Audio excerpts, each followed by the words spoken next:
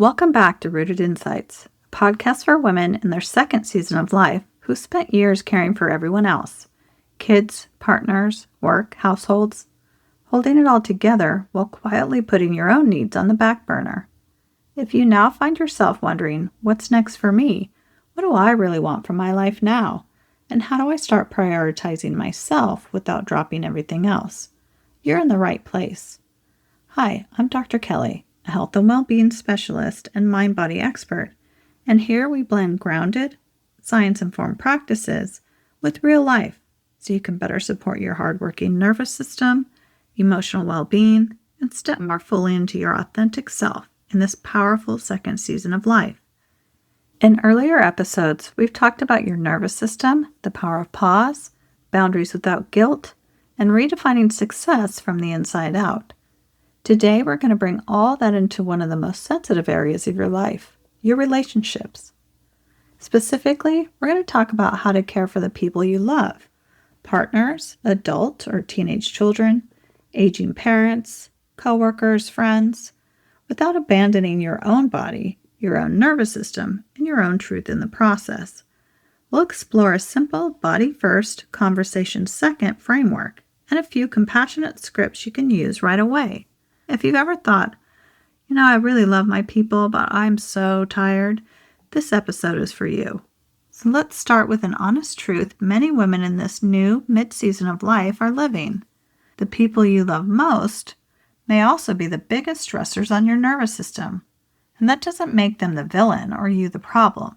It just means your system is overloaded and probably needs some adjusting. You might notice this in a few ways. Your chest tightens a bit when a certain name pops up on your phone. You brace or roll your eyes when your partner starts a familiar conversation.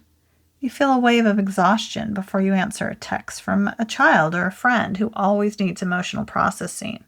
Or you dread family gatherings, even though you may love your family. From the outside, you're the reliable one, the fixer, the emotional hub. But on the inside, your body's often saying, this is too much for me alone. For many mid-season women, exhaustion has felt safer than saying no. We've been socialized to equate love with self-sacrifice and constant availability, and our nervous systems have been carrying that load for years. Today, I want to offer you another option. What if your relationships could become more honest and sustainable because you start listening to your body and nervous system, not in spite of it? From a nervous system perspective, relationships are not just emotional, they're physiological. Your system is constantly reading the people around you, tone of voice, facial expressions, posture, energy, and adjusting your internal state to match. This is called co-regulation. A few things are happening under the surface. When someone you love and care about is anxious, angry, or perhaps in crisis, your sympathetic system, which is your accelerator, can kick on. Your heart rate increases, breath gets shallow, your muscles brace, in order for you to respond appropriately. When you feel like you can't fix it or you're carrying too much for too long, your system can slide into more of a shutdown state. That numbness, exhaustion, checking out, over-pleasing to keep the peace, and so on. Over time, if your relationships repeatedly demand more than your system can safely hold, your body will start signaling louder and louder through tension, pain, fatigue, or resentment. None of this means you're too sensitive or not loving enough or caring enough. It means your nervous system is doing its job, trying to keep you safe and within your window of tolerance. Boundaries in relationships are one of the ways you say to your body, I hear your limits, I'm going to honor them, I've got you. So here's the body first, conversation second framework. Before we even talk about what to say to someone, we're going to start with your body. Think of this as a 3-step framework you can use before responding to a request, a message, or a conversation. Step 1. Notice your body's first response. Next time someone reaches out or asks for something, like your time, your energy, your emotional bandwidth, see if you can pause for just 5 to 10 seconds and notice what your body does. Ask yourself, does my chest feel tight or heavy? Do my shoulders creep up toward my ears? Is my stomach feeling clenched or like it just suddenly dropped? Do I feel a wave of fatigue or exhaustion or desire to escape? These are nervous system cues. Even before your mind forms a story like, I should help or they'll be disappointed, your body is giving you real-time information, so trust it. Step 2. Give your nervous system a little mini reset. Before you reply, offer your system 30 to 60 seconds of regulation. You can choose one of these simple options or one of your own. First, you can try the grounded breath. Feel your feet on the floor or your body supported by a chair. Take a moment to soften your gaze onto your feet. Just staring at your feet to make the connection for your body and mind that you're intentionally grounding in this moment. Then you want to inhale gently through your nose and exhale a little bit longer through your mouth. Repeat this at least 3 times.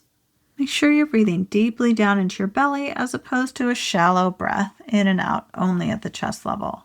Next, you can try a self-compassion touch. I like to start this by rubbing my hands together to let my energy centers in my palms know I'd like to focus my energy on them.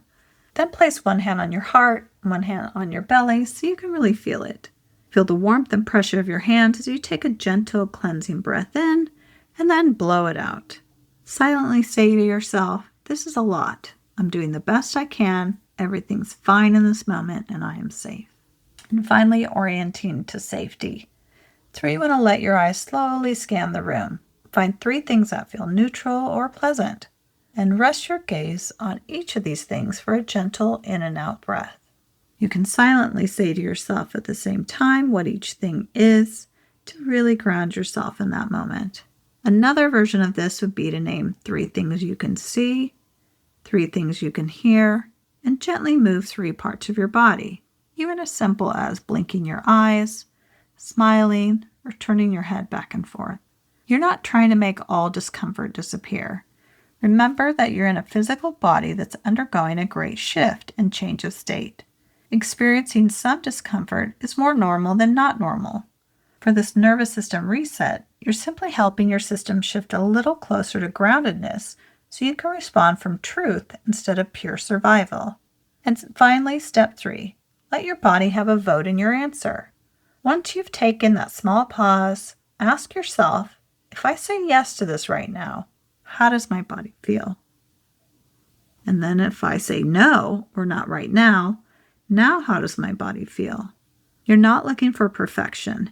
You're noticing which option feels like tightening and which feels like a bit more space. That sensation is part of your inner compass. From there, you can choose a response that honors both your nervous system and the relationship. Let's walk through a few common scenarios and offer some language you can adapt if it feels comfortable and relevant for you. These aren't rigid scripts, they're just examples, so feel free to make them sound like you. The key is blending care with clarity. Number 1, let's say you have an adult or teenage child who always needs you urgently right now.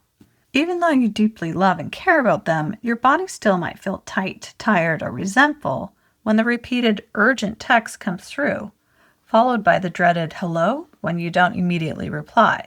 Some possible responses are, hey, I really care about what you're going through, and I also notice I'm quite tired right now. Can this wait, or can we talk this evening when I can be more fully present? Or try, I'm not able to talk in this exact moment, but I'd like to help you solve this. Let's set a time later today when I can give you my full attention. This tells your nervous system your limits matter, and it tells your child, you're loved, I care about you, but my capacity and boundaries are real. Scenario number 2, you have an aging parent who expects constant availability. Your body might feel heavy, guilty, or on edge when you think about their needs and the weight of responsibility on you. Possible responses for this are, I love you and I want to support you. I can help you with this on Saturday, but I'm not able to do it today. Or, I'm going to need to ask for some help with this. I can't carry all of it on my own anymore. Then see who you can find to support you with the situation. Remember, putting your oxygen mask on first is critical, especially when it comes to caregiving. Personally, I was a caregiver for more than a decade, and I can attest to the toll it takes on your body, mind, and soul. It is palpable and unsustainable without support. Carving out time off is critical if you want your body to be able to support and sustain you in the long run. This level of stress tends to settle deeply into our physiological and energetic systems. leading to physical and mental challenges down the road. By learning to set healthy boundaries and limits to your caregiving role, you're not withdrawing love or caring. You're actually sharing the load so your system can stay inside its window of tolerance, well-being, and sustainability. Scenario number 3. You have a partner who assumes you'll handle the daily logistics or emotional home-like details. Your body might tense up when they say, "Oh, hey, can you just take care of this?" Or, "Do you think you can pick something up?" Or, "How about not asking you at all, but expecting you'll get it done?" Managing all those so-called invisible tasks. And there's always the inevitable, "but you do it so much better" sales pitch.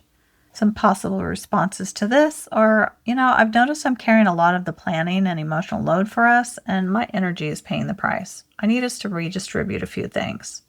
Or, "I'd love to help with this, and I also need you to take the lead on whatever it is this week, because my capacity is maxed out."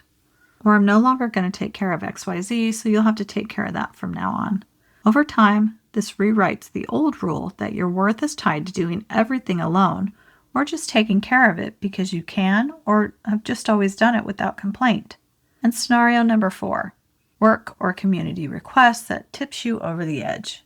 Your body might feel anxious, tight, or even numb when you see yet another email asking for just one more thing.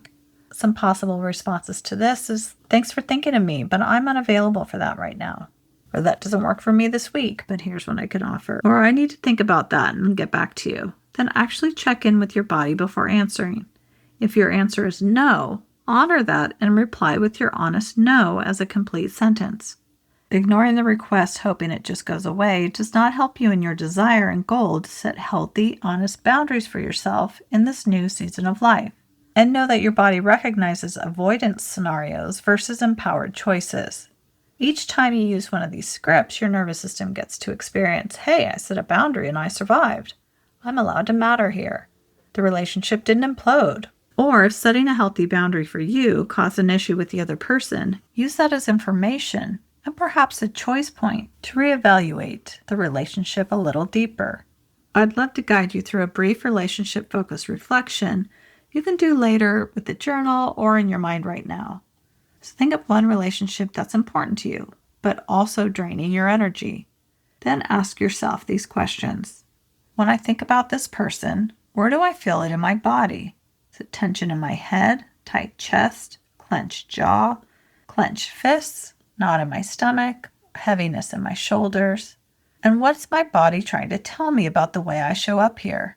Maybe I'm always on call, I'm over-responsible, or I'm pretending I'm fine when I'm not. What small boundary, even 5%, that would help my nervous system feel safer in this relationship this week? That might look like not answering texts after a certain time, saying, "I can listen for 10 minutes right now and then I need to rest," or scheduling a check-in call on a specific day or time instead of feeling like you have to be available at any moment. You don't have to get it perfect. Every small, shaky boundary is still you teaching your system, "I'm allowed to be safe and honest in my relationships." Relationships are a two-way street. They need to work equally for both participants. As we close, you might carry these questions into a walk, your journal, or a quiet shower. Or am I saying yes in relationships out of obligation instead of truth? On which relationship constantly tightens my body before I even respond? What might that tension be trying to say to me? And what's one micro boundary that would help my nervous system feel even 5% safer this week? If this conversation helped you feel a little more seen in the places you're tired of carrying so much, I'd love for you to keep walking with me here. Follow, like, or subscribe to Rooted Insights, and if it feels supportive, share a thoughtful comment or one way you're choosing to set new boundaries for yourself in this mid-season of life. It truly helps other mid-season women find these grounded, honest conversations about nervous systems, relationships, and soul-aligned living. You're welcome to share this episode with a friend who's the strong one in her relationships, but whose body is exhausted. Your voice, your share, might be exactly what she needs to remember she's allowed to matter too. Remember, you're not behind. You're in a new season of your life, and your nervous system and your soul have carried you this far. You're allowed to let your relationships evolve to support you too. We're here, rooting in together, one boundary, one breath, one honest yes and no at a time. Thanks for being here. Until next time on Rooted Insights.